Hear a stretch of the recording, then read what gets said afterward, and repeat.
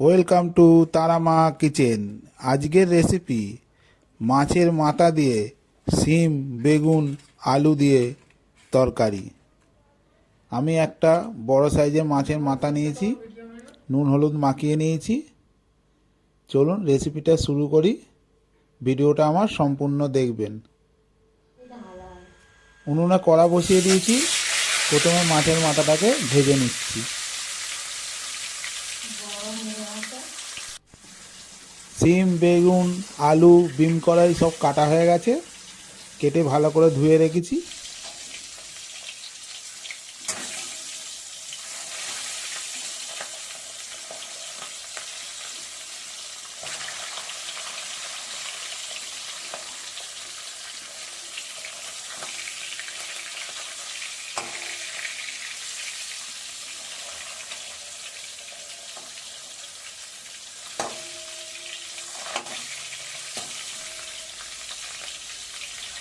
মাছের মাথাটা আমি ঘুরিয়ে ঘাড়িয়ে একটু ভেঙে নেব, ভেঙে ভালো করে ভেজে নেব।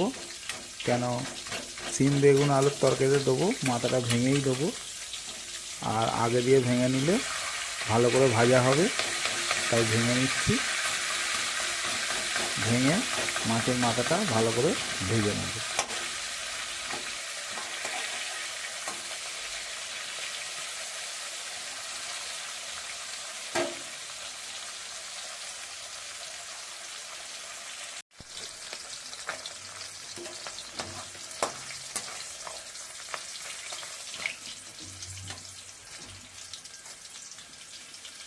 মাছের মাথাটা একদম লাল করে আমি ভেজে নিয়েছি, ভেজে তুলে নিচ্ছি। তেলের ওপর এবার দিয়ে দিচ্ছি কেটে রাখা পেঁয়াজ আর কাঁচা লঙ্কা।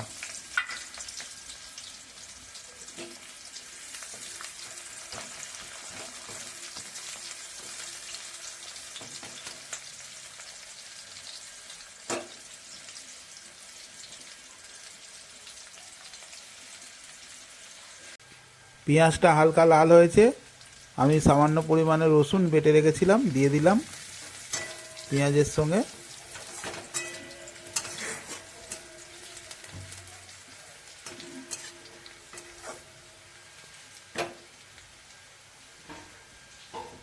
পেঁয়াজ রসুন সব ভাজা হয়ে গেছে, এবার কেটে রাখা আনাজগুলো দিয়ে দিচ্ছি। শিম আলু বেগুন আর বিন কড়াই মাছের মাথা দিয়ে একটা তরকারি।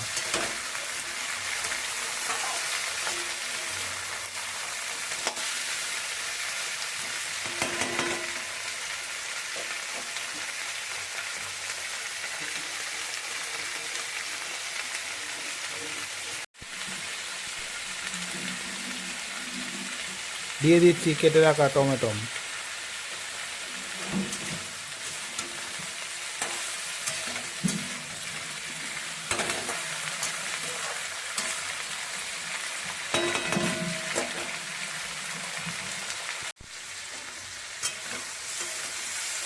সবজিটা আমার ভালো করে ভাজা হয়ে গেছে, দেখুন। এর উপরে এবার মশলা আমি দেবো।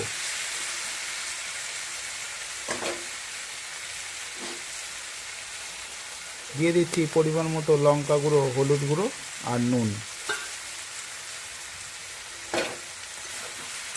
মশলাটা দিয়ে সামান্য পরিমাণে নাড়াচাড়া করে জল দিয়ে দেবো, কেন এটা কষা কষা হবে।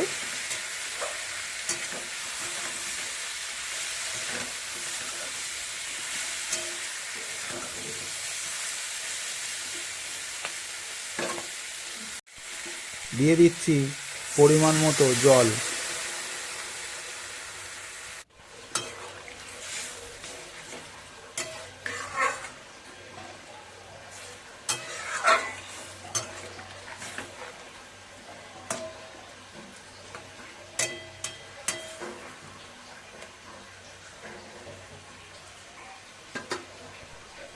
এবার ভেজে রাখা মাছের মাথাটা দিয়ে দেবো, দিয়ে একটা কিছু ঢাকা দিয়ে সবজিগুলোকে সব সেদ্ধ করে নেব।